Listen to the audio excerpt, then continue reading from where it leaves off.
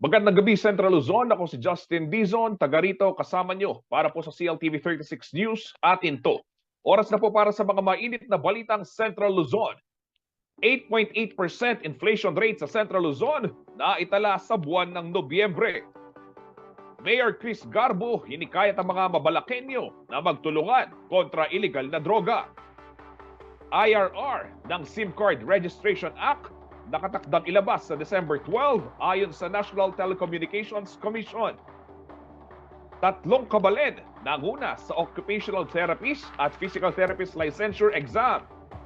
At Kapampangan Heirloom Recipes, bida sa Sinukuan Festival 2022, kurang-kurangan.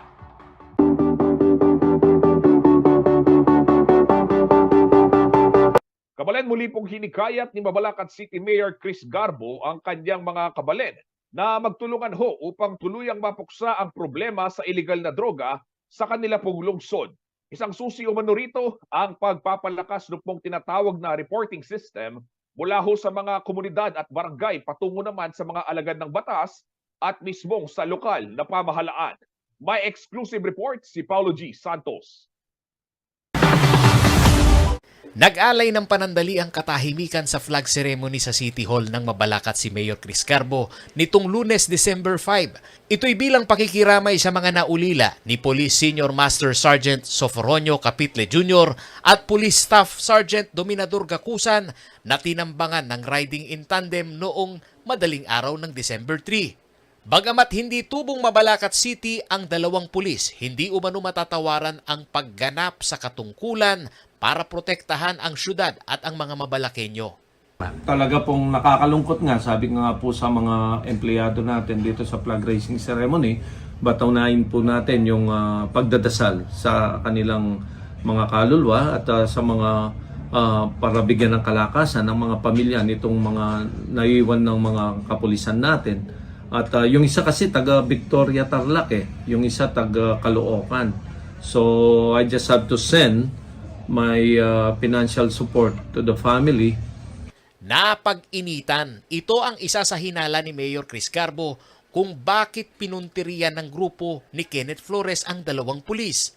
Si Flores ang itinuturong mastermind na kilalang sangkot sa kalakalan ng illegal na droga sa Barangay Dao. Dito siguro baka talagang sa matindi po na pag-ano po ng ating mga kapulisan ngayon, medyo baka bumaba yung supply nila, supply and demand, medyo pa-araw-araw kasi no letting up of yung operation nila dun sa area na yon. Medyo parang napaginitan itong mga kapulisan natin. Kaya ganun ang ginawa sa tingin ko.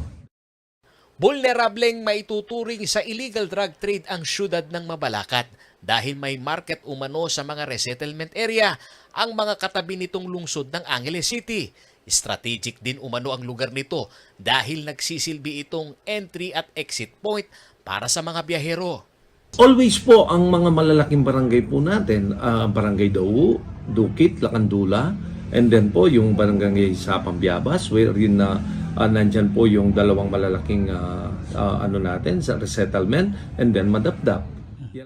What is ironic about Mabalacat po kasi, yung pagkakaiba po kasi, we are surrounded ng magkatabi po yung syudad namin ng Angeles At alam mo, marami tayong exit and entry point galing from the north and south. Kaya po sometimes napakabilis po ng pagpasok ng droga dito. At upang masok po ang problema, naniniwala si Garbo na ang susi rito ay ang pagtutulungan ng bawat miyembro ng komunidad. Ang pagpapalakas sa reporting system ang isa umano sa mga itinutulak na estratehiya ng city government para matukoy ang mga sangkot sa illegal drug activities. Parati ko po silang pinapaalalaanan na sila po ang nakakaalam sa mga kabarangay nila, sila po nakakakilala sa mga pasok at pumapasok at lumalabas ng kanilang mga barangay.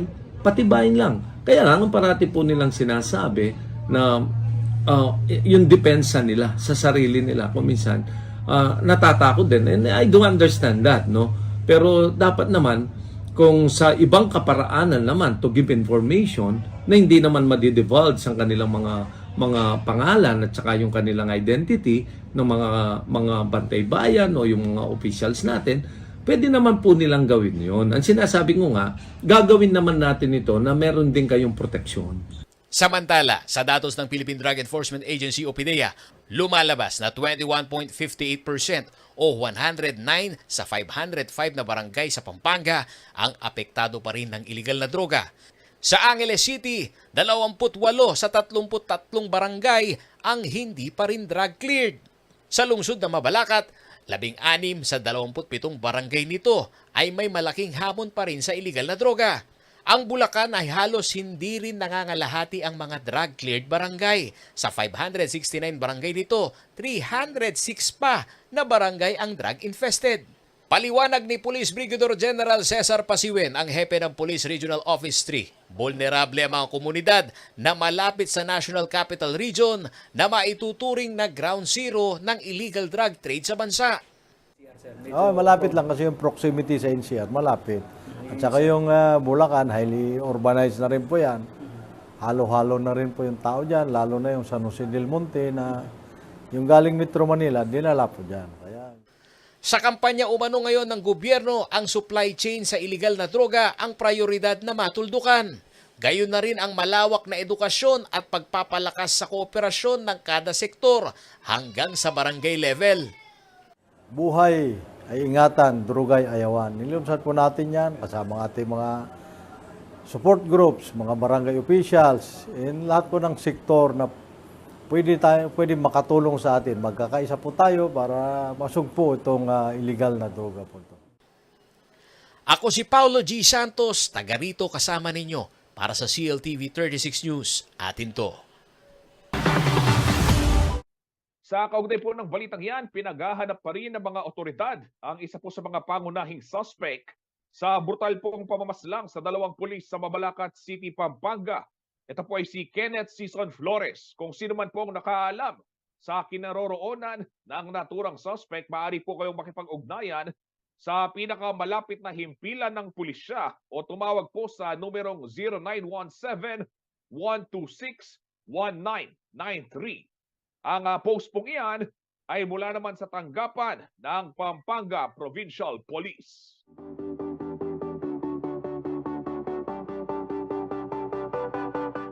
Samantala sa ibang balita, nakatakda na raw ilabas ang Implementing Rules and Regulations o IRR ng SIM Card Registration Act sa darating pong Lunes, December 12. Ayon po yan sa National Telecommunications Commission. Ang magiging laman po ng nasabing IRR, alamin ho natin sa ulat ni JM De Jesus. Ng kanilang telco at doon sila mag-register. Bukod sa online registration, dapat daw magkaroon ng iba pang paraan ng mga telcos upang matulungan magrehistro mga walang access sa internet. Kung ano ang platform na i-develop ng telco, malalaman natin kasi iba-iba ang konsiderasyon. May mga lugar na wala pang magandang internet. Tinatawag natin, it could be possibly tagged as remote area. So yung government ang pupunta doon kasama yung telco para doon mismo sa lugar gaganapin yung pagrehistro. Pero sa mga areas na meron ng internet, kagaya dito, may internet dito, yung mismong subscriber pwede siyang pumasok online sa platform na ide-develop ng telco. Paalala pa ng NTC, walang exemption sa gagawing pagpaparehistro. Ang importante is i-register mo bawat SIM card mo. So, kung 10 ang SIM card mo, 10 times ka rin mag-register. Kasi alalahanin mo, i-register mo ang SIM card mo sa telco mo. So, kung 5 ang globe mo, 5 beses ka. Kung 3 ang smart mo, 3 beses ka. Kung may dito ka pa, 2 beses kang mag-register sa dito. Nakapaloob din sa IRR ang mga valid government IDs na pwedeng gamitin upang makapagparehistro ng SIM. Kailangan may government-issued ID ka. At napakaraming klase ng government-issued ID ang nandoon para ito ang yung ipresenta pag ikaw ay nag-register. May mga kakaharapin naman na parusa mga hindi tatalima sa itinakdang proseso. Ang unang pwede niyang kakarapin ay mawawalan siya ng signal. Made-deactivate yung SIM. Yan siya. Hindi ka makakapag-communicate. Kung magkukulang ang 180 days para sa registration, ay maaari pa rin magkaroon ng extension ng 120 days, depende na rin sa desisyon ng ahensya. Ako si JM De Jesus, taga rito, kasama nyo. Para sa CLTV 36 News, atin to. Abangan sa pagbabalik ng CLTV 36 News. Voters registration muling bubuksan ng COMELEC sa December 12. Manatiling nakatutok at kami magbabalik.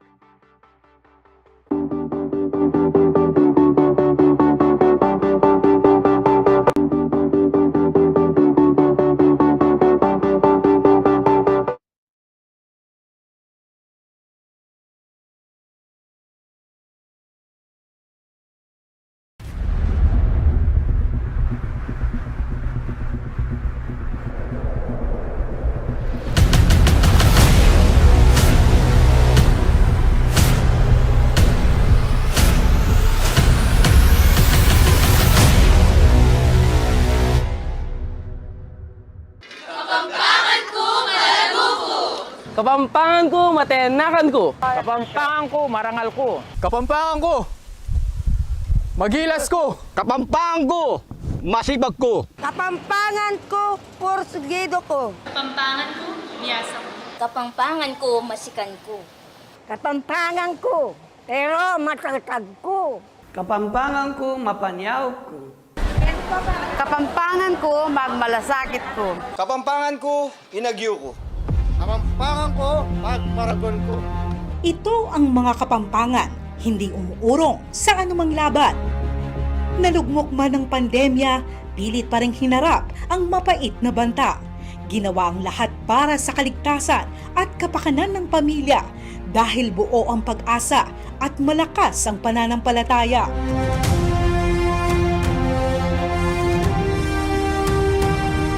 Marami ang nawalan ng trabaho, nagsara ng negosyo, nakulong sa mga bahay at nawalan ng mga mahal sa buhay. Pero sa simula ng COVID-19 hanggang sa pagluluwag ng mga quarantine, nakaantabay si GovDelta at Vice Gov Nanay Pineda mula sa ating pagkakadapa hanggang sa muli nating pagsisimula.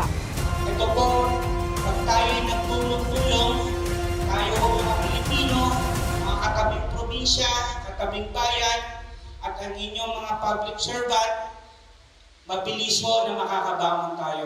Ngayong taon, unti-unti nang nararamdaman ang pagbangon ng ekonomiya sa probinsya. Bumuhos ang tulong mula sa nasyonal at maging sa ibang bansa. Balik operasyon na ang maraming negosyo. Nabigyan din ng pagkakataon ang maraming kabalen na muling makapagtrabaho. Pinalawig ang mga programa para sa pag-aaral ng kabataang Kapampangan. Binigyan ng ayuda at pinasigla ang sektor ng mga magsasaka sa lalawigan.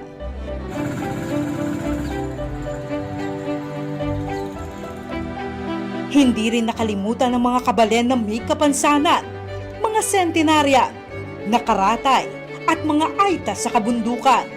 Sumabay din sa pagbangon ang kaliwat kanang developments sa infrastruktura at pagtulong sa mga kabalen at ibang mga probinsya na nasa lanta ng iba't ibang sakuna. Ngayong taon, pinalakas pa ang healthcare programs ng lalawigan. Nagtayo ng mga dialysis centers, binuksan ang first OFW hospital sa bansa at itinatayo na rin ang Pampanga Provincial Hospital sa Clark. Isa pang ipinagmamalaking programa ngayon ng probinsya ay ang Alagang Nanay Preventive Healthcare Program na layong gamutin ang lahat ng Kapampangang may karamdaman. Ay blood la, diabetic la, atin lang bukol-bukol, lalo na rin kayong breast, ang ating batuking atdo, batuking batu, goiter, may nga ragula, atin lang polyps, dakalasakit, rentaw, uling, for 2 years, malwat siyang panahon, na ela talaga alalang access kayong doktor. So, ining kaya katamong preventive healthcare, maging masanting niya kasi pigilan tamo yung malalang sakit. Pinatunayan ng Provincial Government of Pampanga na gaano mang katindi ang epekto ng pandemya, kayang-kayang bumangon basta't sama-sama. sa tulong at suporta ng bawat isa. Apat tanandalan, 50 meto nga banwa. Eya man po, manguna ingkeng kaunlaran buong Pilipinas yung Pampanga.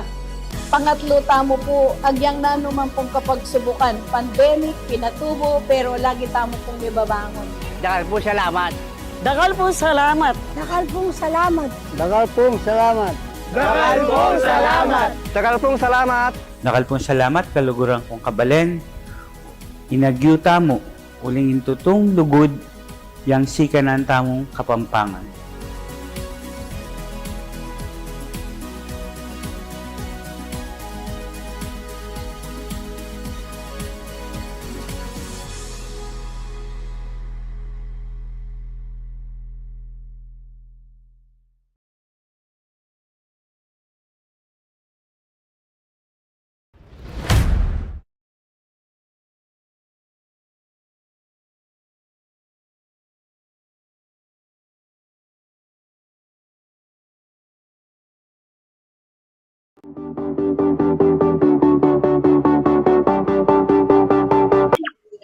Nagbabalik po ang CLTV 36 News. Sa puntong ito mga kabalen, meron po tayong bisita sa ating programa upang talakayin po itong muling pagsisimula nitong voters registration ng COMELEC. Wala pong iba kundi si Attorney Elmo Duque, ang Assistant Regional Director ng COMELEC dito po sa Central Luzon. Magandang araw po Attorney Duque and welcome po dito sa ating programang CLTV 36 News. Alright, magandang araw Justin at sa mga masugid mong taga-subaybay sa programa mo. Isang magandang araw sa ating lahat. Ang iyong lingkod at ang opisina ng COMELEC Region 3 ay nakahanda na para paglingkuran ang mga mamamayan ng Central Luzon para sa pagpapatuloy ng pagre-rehistro nitong December 12 hanggang January 31, 2023. Attorney, ano ho ba? Meron ho bang magiging pagbabago dito sa magiging proseso ng ating registration? Yung pong binabanggit na register anywhere, paano ho ito makatutulong doon sa ating pagpapalakas pa at paghihikayat pa doon sa mga qualified natin na botante na magtungo po sa tanggapan ng COMELEC at doon sa mga registration sites? Yung tinatawag natin na Register Anywhere ay pilot project pa lang ito. So, ang tawag natin is Register Anywhere Project. Kaya ito ay hindi national ang scope at hindi massive ang magiging epekto doon sa pagpaparehistro natin. Kaya ito lamang ay piling-pili yung mga tinatawag natin na mga lugar na kung saan gagawin ang tinatawag natin na Register Anywhere. At dito sa NCR, meron tayo sa Region 5 at saka Region 8. Ito yung mga identified na region para sa Register Anywhere project natin, Justin. Opo. Pero sa Central Luzon, Attorney, bubuksan pa rin ho ba itong mga satellite registration sites natin? Gaya ho nung mga nakaraan, meron na mga registration sites sa mga malls.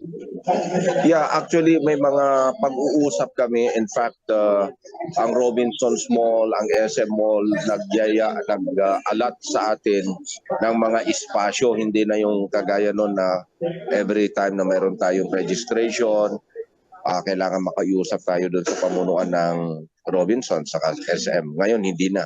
Meron silang inalat na space sa mga takdang lugar, mga lungsod natin, kagaya ng Malolos, San Jose del Monte, at saka San Fernando at Tarlac City. Meron na tayong nakatakdang lugar. Kaya maganda na kasi meron na tayong system na ongoing para sa proseso ng mga mall registration natin, increases of mall registration natin. Pero sa mga off-site natin, tuloy pa rin yung paggamit natin ng mga barangay hall, barangay facilities, at mga public schools as well as private schools, at saka other convenient places na kung saan pwede gagawin ang satellite registration natin. Attorney, ito hong mga binabanggit niyong mga lugar, anong oras po eksakto sa ika-12 ng Disyembre magbubukas para ho tumanggap na ng mga application for registration po? Itong pagdating ng December 12, Ang gagawin natin ngayon, may dalawa tayong programa ayon sa Resolution 10868. Una, registration, transfer, correction of entries in the voter registration record. Pangalawa, susunod, reactivation. Susunod, inclusion of record natin, registrants record natin. Reinstatement of list of voters and transfer of registration records from ito yung sa overseas to local. Okay? And then yung pangalawang program natin until ito yung updating of registration records of PWD, senior citizen, the IPs, the ICCs, and other members ng vulnerable sector. So ito lahat yung mga open natin na gagawin natin. Justin. Opo, Attorney, at what time po pwedeng tumuko dyan sa mga registration sites yung ating mga kababayan at hanggang oras po mananatiling bukas ito mga registration sites para ho sa gayon makapag-schedule naman ho yung ating mga tagapanood na nais makahabol dyan sa registration process po. Okay, Justin, punta muna tayo sa RAC, sa Register Anywhere. Ang beginning nito is December 17 to January 22. Yung regular na registration natin will start on December 12 to January 31, beginning from 8 o'clock in the morning to 5 o'clock in the afternoon from Mondays to Saturdays including holidays. Doon naman sa RAC natin sa Register Anywhere, ito ay pwede lamang sa Saturday at saka Sunday sa designated malls and regions na kung saan gagawin yan. At yun yung period na sa Region 3, i-highlight natin na suspended ang registration sa Baliwag sa December 17 dahil meron tayong plebisito sa nasabing lugar. At yung mga holidays natin ng Disyembre 24, 25 and January 31, December 31 and 1, wala tayong registration sa mga nasabing mga kapanahunan. Justin. Okay. Apo. Attorney, gaano naman kadami yung inaasahan po nating magiging outcome nitong extended registration dahil nga nasuspende itong ating barangay elections. So ano po yung nakikita yung kahit estimated figure lamang na hahabol po dito sa ating registration hanggang sa Enero ng susunod na taon? So yung mga pwedeng magparehistro, yung age range nila, yung mga SK that is 15 to 30, tapos yung regular natin na magpaparehistro will be 18 onwards, Tapos inaasahan natin na sana mayroon tayong may dadagdag ng about a range of 250 to 300,000 sa almost about mga mahigit isang buwan na pagpaparehistro natin, Justin. Opo.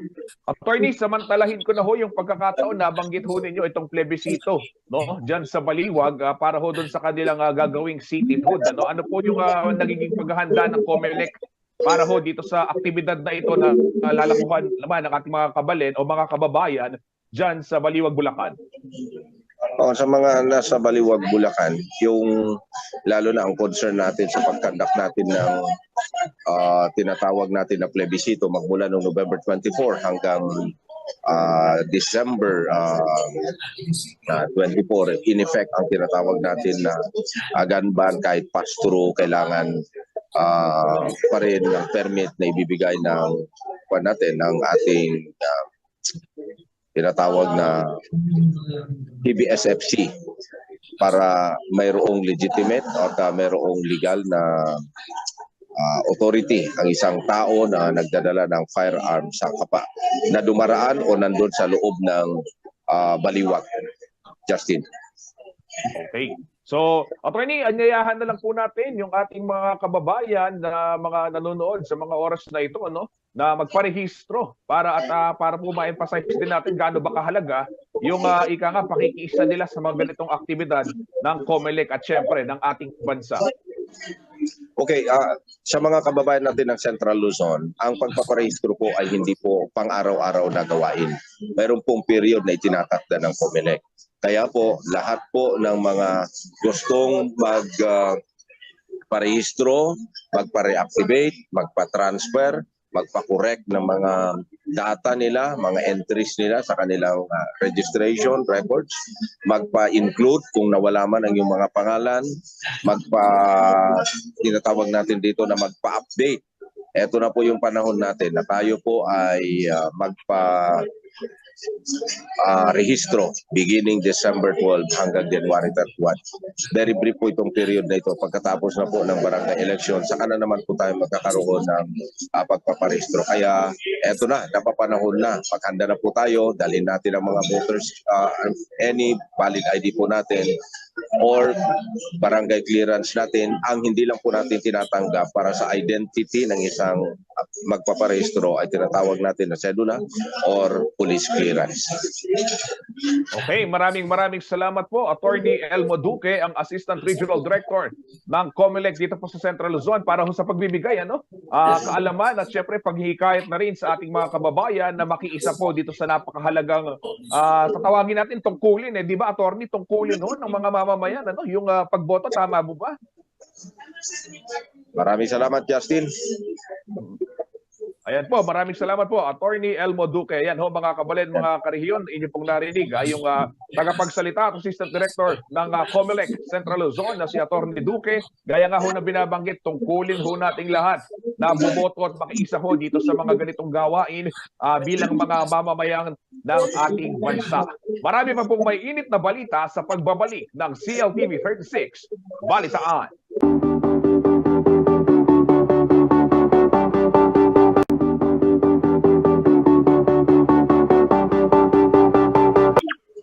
Nagbabalik po ang CLTV 36 News. Sa puntong ito, mga kabalen, meron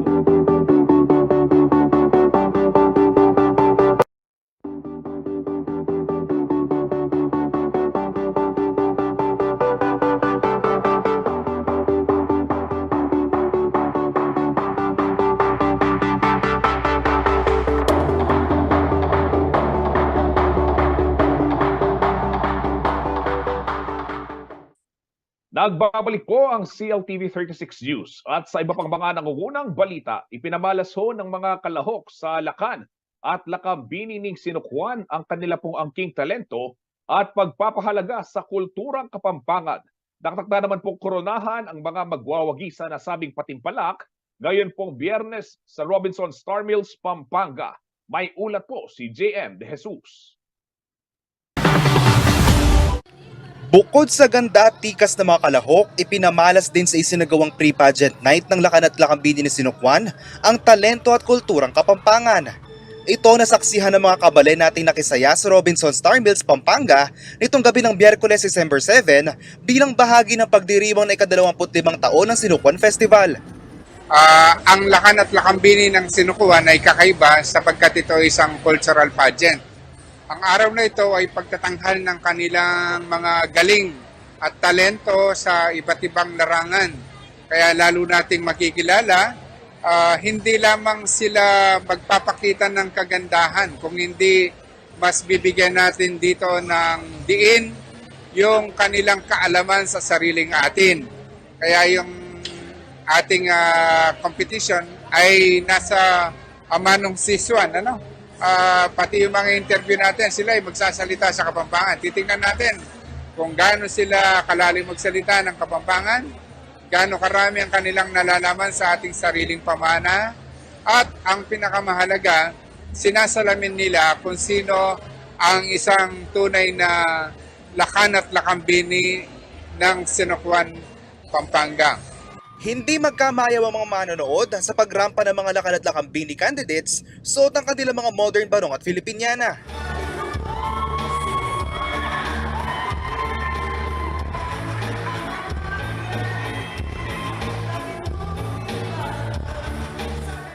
Lalo namang lumabas ang angking galing ng mga kalahok nang sila ay magpakilala gamit ang Amanong Siswan o wikang Kapampangan.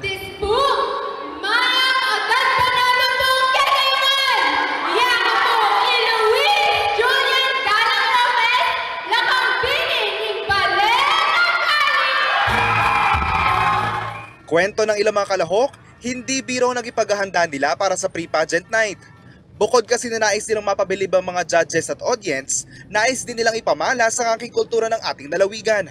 itipuin kaya katamong kultura Kapampangan at makatalakad ko ngayon ni harapan nyo, ali mo manalakaran king balen ko, nunebang apag masasyan kaya po yung kultura Kapampangan at ay impluensyan ko laring kaparang kenakan, bang kanita yung kaya katamong kultura, mapasa yan.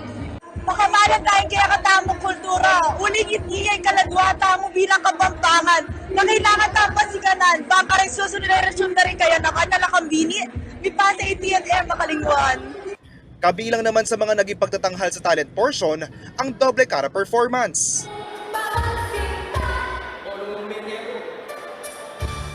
Pagsayaw sa saliw ng musikang Kapampangan at pagbibigay pugay sa sayaw ng mga katutubo.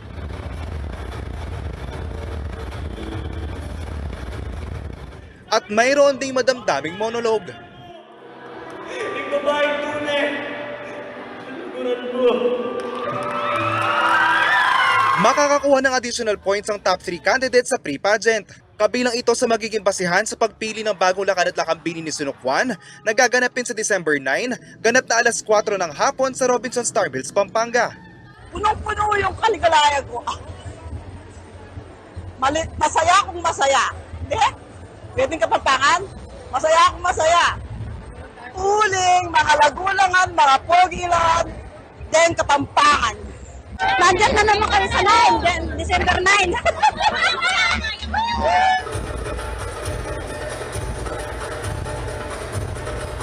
Ko si JM De Jesus, taga rito, kasama nyo. Para sa CLTV 36 News, atin to. At kaugnay po ng balitang Sinukwan Festival, ito naman po mga kabalen, mga karehiyon, ongoing ho ngayong hapon dyan ho sa Robinson Star Mills, Pampanga. Ito po kurang-kurangan, isa pong cooking competition kung saan tampok po yung mga heirloom recipes ng ating lalawigan. Makakasama ho natin live, at makikitakam tayo at makikitikim dito po sa lakad ni Kuyang JM De Jesus. Kaya magandang hapon. Ano ba yung kaganapan dyan ngayon sa kurang-kurangan dyan sa Sinukwan Festival? Yes, kasama Justin. Ngayon ay nakatakda ng simulan itong kurang-kurangan 2022 na isinagawa ngayong Sinukwan Festival. Ngayon, nakakagutom na dahil kahit hindi pa nagsisimula yung pagluluto, talagang makikita mo yung mga rekado na inihanda ng ating mga partisipante. At ito ang unang beses na isinagawa ang kurang-kurangan dahil gusto ng Sinukwan Festival Committee na buhayin dahil kanilang Pampanga sa napakayaman at napakasarap na mga pagkain na noon pa na talagang mga Kapampangan ay madami na mga naiisip at mga nagagawa mga recipes. At ngayon bubuhayin nila ito upang mas maipakilala sa lahat ang mga recipes na noon pa nakilala dito sa Pampanga kasamang Justin. JM, sino-sino ba yung mga kalahok dyan sa cooking competition ba yan? Saan sila nanggaling dito sa ating lalawigan? Yes, kasamang Justin, 14 na munisipalidad ang maglalaban-laban ngayong hapon at namili ang tig-iisang munisipalidad ng kanilang 3 partisipante na kung saan sila ay mga estudyante sa junior high school. Kaya naman, nakakatuwang makita kasamang Justin ngayon na yung mga kanilang mga recipes na iluluto ay hindi mo na masyadong makikita, hindi na masyadong alam ng mga bata.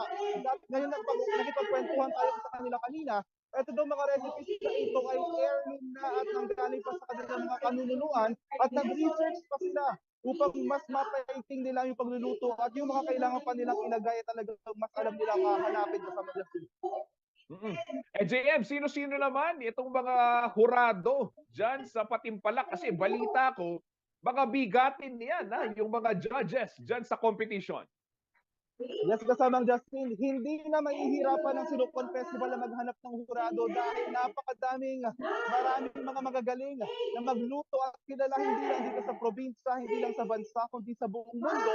At isa na dito, si Chef Mike Medina, na kung saan talaga isa dito sa mga kilala na talaga magaling magluto. At isa pa dito, si Chef Coach Horolan, at isa pa dito, ang kasama natin na sila, 36, kasama Justin, si Jody Peter Mercado ay nandito din upang makikitikim din siya at magbibigay ng kanyang pagpapasok kung di talagang manalo.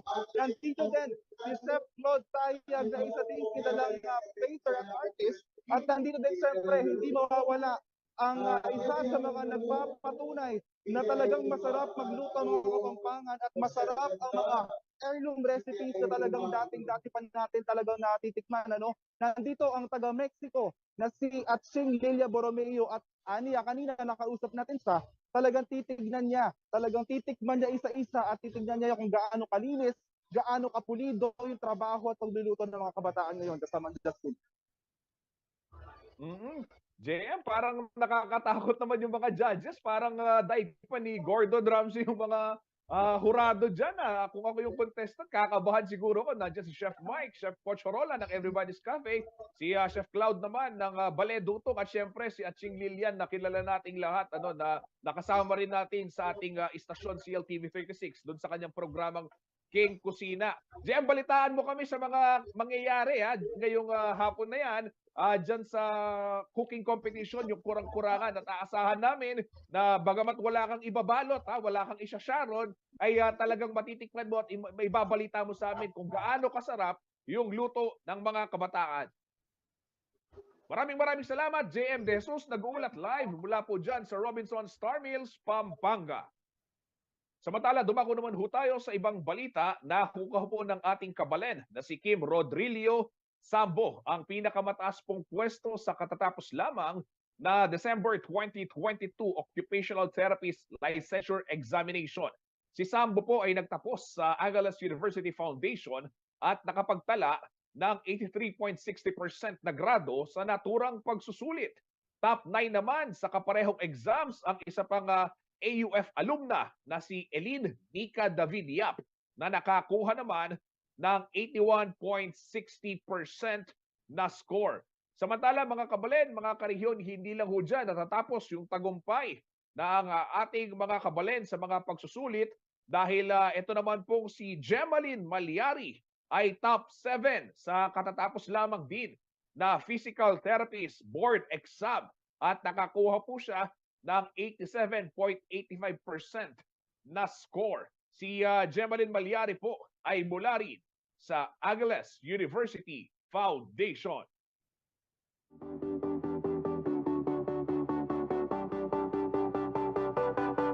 Abangan po sa pagbabalik ng CLTV 36 News. 8.8% inflation rate sa Central Luzon na itala sa buwan ng Nobyembre. Recession sa bansa, malabong mangyari ayon kay President Bongbong Marcos Jr. At higanting parol ng Siyudad San Fernando, nagsilbing inspirasyon sa fruit and vegetable carving competition. Manatiling nakatutok at magbabalik ang CLTV 36 News.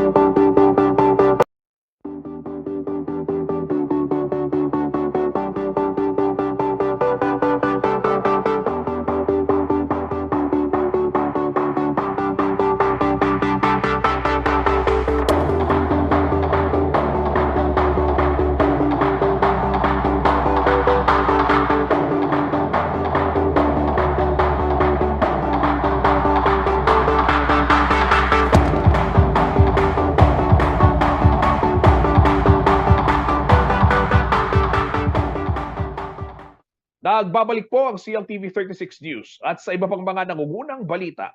Kabalen karehiyon, habang papalapit po ang Kapaskuhan ay siyang patuloy naman po ang pagdaing ng ating mga kababayan dahil sa pagtaas ng presyo ng mga bilihin. Katunayan po ay pumalo na sa 8.8% ang inflation rate sa Central Luzon para po sa buwan ng Nobyembre. Narito po ang report. Tila lumiliit ang ipinaiikot na puhunan habang tumataas ang presyo ng mga pangunahing bilihin. Ito ang daing ni Alma Aguilar, may-ari ng isang karinderya dito sa Angeles City. Mahirap po kasi yung pamunan namin puro 5-6. Alos tabla lang po pag-uwi. Wala na pong tira. Bagamat dumarami umano ang kanya mga parokyano dahil marami ang pinipiling bumili na lamang ng lutong ulam kaysa magluto dahil sa mahal na mga rekado, hindi naman niya magawang dagdagan ang kanyang paninda dahil sa kulang na budget sa pamamalengke. sibuyas po, tsaka manok, tsaka po yung mga gulay bagyo, masyado pong mataas. Dati po, nakuha namin ng 175, 170, ngayon po 190. Yung gulay po, yung pong patatas, dati 60, ngayon 95 na. Tsaka yung repolyo, 85 na po ngayon. Tapos po yung pechay, 85 na rin. Dati 60 lang po. Ang karaingan ni Aling Alma ay refleksyon ng 8.8% na inflation rate sa pagtaas ng presyo ng mga bilihin at serbisyo sa Central Luzon para sa buwan ng Nobyembre. Mas mataas ito sa 8.3% na naitala ng Philippine Statistics Authority noong Oktubre. Pumapangalawa ang gitnang Luzon sa 12 rehiyon sa bansa na may mataas na inflation rate sa huling quarter ng taon. Kung ihahambing sa inflation na naitala sa mga rehiyon sa labas ng National Capital Region noong Oktubre 2022, 12 rehiyon ang nagtala ng mas mataas na inflation nitong Nobyembre 2022. Ito ay ang mga rehiyon na may kulay blue. Paliwanag ni Divina Prado, Deputy National Statistician ng PSA, nakakaapekto sa presyo ng mga bilihin ang pananalasa ng magkasunod na bagyo sa rehiyon. Ang nakikita natin, as I reported earlier, ang main driver ng increase ng inflation for food and non-alcoholic beverages, yung vegetables natin. That's the number one. And then yung cereals and cereal products and sugar. I think yung vegetables, kasi di ba, if you recall, meron tayong typhoon towards the end of October. I think this is a spillover effect. 8% ang national inflation rate nitong Nobyembre. Kaya naman ang mga karamihan sa ating mga karehiyon, todo-todo ang ginagawang pagsisikip ng sinturon, mairaos lamang ang makakain sa maghapon. Dati pag nagtitipid ka, gulay. Ngayon mas mahal pa yung gulay sa karne. Kaya sobrang hirap. Paolo G. Santos, taga rito kasama nyo para sa CLTV 36 News. Atin to. Kaugnay naman po ng balitang yan, tumugod naman ho si Pangulong Ferdinand Marcos Jr. sa mabilis na inflation na nararamdaman ho ng mga Pilipino sa huling quarter po nitong taon. Bagamat hindi makontrol ang tumataas na presyo ng mga bilihin, solusyon naman daw dito ang pagkakaroon ng mga bukas na trabaho kasabay ho ng pagbabalik sigla ng ekonomiya. Sa isa pong short video ng Pangulo, sinabi niyang malabong mangyari na magkaroon ng recession sa Pilipinas dahil sa pagbaba ng unemployment rate sa 4.5% o katambas ho yan ng 2.24 million na Pilipino na walang trabaho. Higit umanong mataas ang employment rate ngayon na nasa 95.5% o katumbas naman ng 47.11 million Pilipino na employed o yun pong merong trabaho. Anya, prioridad talaga ng kanyang administrasyon na magkaroon ng mga trabaho at maiwasang bumalik sa resesyon kaya ho nung nangyari noong kahigpitan ng lockdown. Wala naman pong specific na binanggit ang Pangulo kung paano babagal ang inflation rate sa bansa. Bukod sa sinabi nitong gumagawa raw sila ng iba't ibang paraan para masolusyonan ito. Ng balita na tumaas ang inflation rate na hanggang 8% last November, meron namang kasabay na mas magandang balita na bumaba ang unemployment rate sa 4.5% mula sa 5%. Kaya kahit papaano ay hindi malakas ang loob natin, hindi tayo magkakaroon ng recession dito sa Pilipinas dahil masyadong mababang unemployment rate. At kung maalala ninyo sa pagsimula namin dito sa administrasyong ito ay pinag-usapan na namin ay trabaho talaga ang aming uunahin. Kaya yan ang nakikita ngayon natin na nangyayari. Pagpatuloy lang natin yan. Gumagawa kami ng marami pang ibang paraan para maging mas magaang sa bulsa ng ating mga kababayan itong napakabilis na pagtaas ng presyo ng kung ano-ano mga bilihin.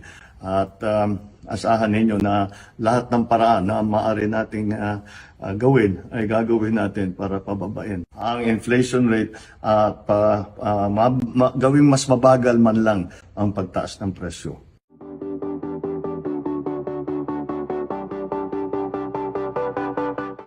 Sa ibang balita naman po tayo, nanalo ng gold place sa isang fruit and vegetable carving competition ang BS Hospitality Management student na si Carl Stephen Lagman. Si Lagman po ay nag-aaral sa Holy Cross College sa Santa Ana, Pampanga. Ang kanya pong naging inspirasyon sa kompetisyon, wala pong iba kundi yung pinagmamalaking Giant Lantern Festival ng syudad ng San Fernando, Pampanga. Ang Fruit and Vegetable Carving Competition ay bahagi po ng Hospitality Cup 2022 ng Council of Hotels and Restaurants Educators of the Philippines o COREP National Skills Competition na ginanap po sa Holy Angel University, Angeles City mula po December 1 hanggang December 2. Ang COREP po ay sinalihan din ng 20 kolehiyo at universidad mula po sa iba't ibang bahagi ng bansa. Gaya na lamang po ng University of Santo Tomas, National University, Far Eastern University, Centro Escolar University at Lyceum of the Philippines University. Pakinggan po natin ang pahayag ng gold placer na si Carl Stephen Lagman. Pinag-aandaan po dito po sa Pampanga yung Giant Lantern tuwing pong December.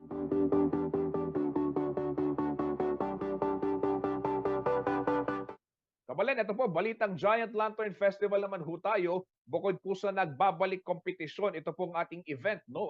Nagbabalik ho siya sa Ligligang Parul, ay nagbabalik din ho yung 4-time champion na Barangay Dolores. Silipin po natin ang kanilang paghahanda para sa nalalapit na Giant Lantern Festival sa ulat na ito.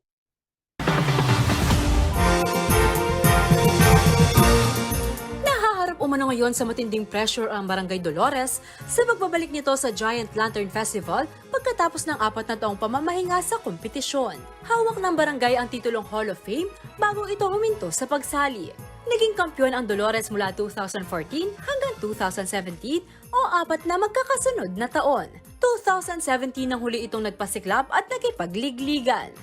Doblet-dobling hamon naman daw ito para kay Barangay Captain Alan Pacho na naupo sa pwesto matapos manalo nitong May 2022 elections si Mayor Vilma Caluwag na siyang dating punong barangay. 4 years yang mekiabe ing Barangay Dolores king Giant Lantern. Kaya kami labasan na 4 years naman, 2014, 15, 16, 17 champion yung Barangay Dolores, ikuha na pa yung Hall of Famer. Kaya ngayon mag-comebacking Barangay Dolores, maragul yung pressure bilang Barangay Captain, maragul. Kasi maragul yung expectation ng tao. Napagdesisyonan daw nilang mga nanunungkulan sa barangay na mag-entry ng higanting parol ngayong taon dahil matagal na rin itong kinasasabikan ng kanilang mga nasasakupan. Makalungkot kasi pag meron ka barangay, dati yung Maccabi, kaya ba't yung Maccabi? Makalungkot. Alwa mo yak malungkot, ding kabaryo tamo kasi mantun lang i-cheers na po at ang laban. Kaya ako rin kasi experience sa 2018. First time po manalbeng Maccabi Dolores, siya nakikalungkot. Alaking balong i-cheers ka rin barangay. Uling siyempre, paton yata ang barangay mo. Kung gaano kalaki ang pressure kay Kapitan Pacho, ay ganito rin daw ang pakiramdam ng lantern maker ng barangay na si Marcelino Ambrosio. Hindi kasi siya ang gumawa ng parol ng Dolores noong 4 na taon itong naging kampyon. Ang dating lantern maker na si Teddy Aguilar ay napunta na sa Barangay Kalulul simula nang hindi na sumali ang barangay sa GLF. Double effort kayo po kanyan, para po abemya rin po kung na pong binyena po, kita pong dating lantern maker na pong Barangay Dolores. Tiwala na po yung Barangay Dolores, yung panghawakan ko po ngayon na kailangan mi po para po abemi po yung best me. Kaya po at okay po kayo at bibigyan mo kami serbisyo. Natutunan ni Marcelino at ng kanyang mga kapatid ang paggawa ng parol mula sa kanilang stepfather na si Jesus Maglalang na isa sa mga posthumous awardee sa Giant Lantern Making. Kanya anak kepa po talagang todo po ako sa kaya kami, naburi na kayo mabiyasa kami may kakapatid. Margul kayo pong pasalamat, kita pong kay stepfather mi na susing Maglalang na tiro na kami at ay po hanggang ngayon ipakinabangnan mi. Kaya magpasalamat kayo po. Samantala, para sa Barangay Dolores na matagal na nahinto sa pagsali, wala na raw silang mga gamit para sa kanilang Giant Lantern. Aabot sa higit 1 milyon na paggawa ng higanting parol kung brand new ang lahat ng gagamitin. Nasa 300,000 lamang ang subsidy na ibinibigay ng lokal na pamahalaan habang meron silang 200,000 mula sa barangay. Upang makatipid ay nanghiram na lamang daw sila sa ibang mga barangay na dating sumasali sa Giant Lantern Festival. Oy, papiling problema ulit-ulit kaya Maccabi, alangan ng gamit, alang bombilya, alang kuryente, alang rotor, alang frame. Ngayon inggewa ko, siga kulob, tsuna kini, buya ka siga nalub. Siga nalub. Sabi ko po, diyan nga lapang pera, mas pati magpautang. Pwede kaya tinikautang, uling kakilala ko naman. Sa kabila ng mga hamon sa Barangay Dolores, kumpiyansa umano ang kanilang team na lalaban ng sabayan para sa championship ang kanilang parol. Sinabi ko yung gagawa tamo ko karenin kaya gawin din ng yuda para mag-champion tamo kasi mag-expect lang rin din tao. Nakatapo agad kayo pong kaya katamo parol na sigurado na maging masaya tamo king daratang aligligang parol. 5 beses nang naging champion ng Dolores sa Giant Lantern Festival. Ito ay noong 2009, 2014, 2015, 2016 at 2017. Muli kayang masungkit ng Barangay Dolores ang kampyonato sa kanilang pagbabalik sa Ligligang Parul? Abangan ang pagpapasiklab ng barangay sa Giant Lantern Festival 2022 na gaganapin sa Robinson Star Mills, Pampanga sa darating na December 17. Live din ito mapapanood sa CLTV 36 at sa CLTV 36 Facebook page. Ako si Liana Canilao, taga rito, kasama nyo para sa CLTV 36, atin to. At yan po mga balitang nakalap ng CLTV 36 News. Para po sa karagdagang detalye, maaari ninyong i-follow ang aming mga social media pages sa Facebook at CLTV 36 Official and at CLTV 36 News. Sa Twitter naman at CLTV 36. Yun pong ating Instagram at CLTV 36 Official, maging ang ating TikTok at YouTube. Para ho sa mga nais balikan din yung mga programa ng CLTV, pwede ho kayong bumisita dito sa ating website www.cltv36.tv. Mapapanood din po mga programa ng CLTV via Signal Channel 115 at dito naman po sa Central Luzon sa ating 39 cable partners at maging sa Free TV Channel 36. Kasama po ang buong puwersa ng CLTV News and Current Affairs. Ako po si Justin Dizon, taga rito, kasama nyo para po sa CLTV 36 News. Atin to, Kabalen, 9 days na lamang po Giant Lantern Festival na at 17 days na lamang Pasko na.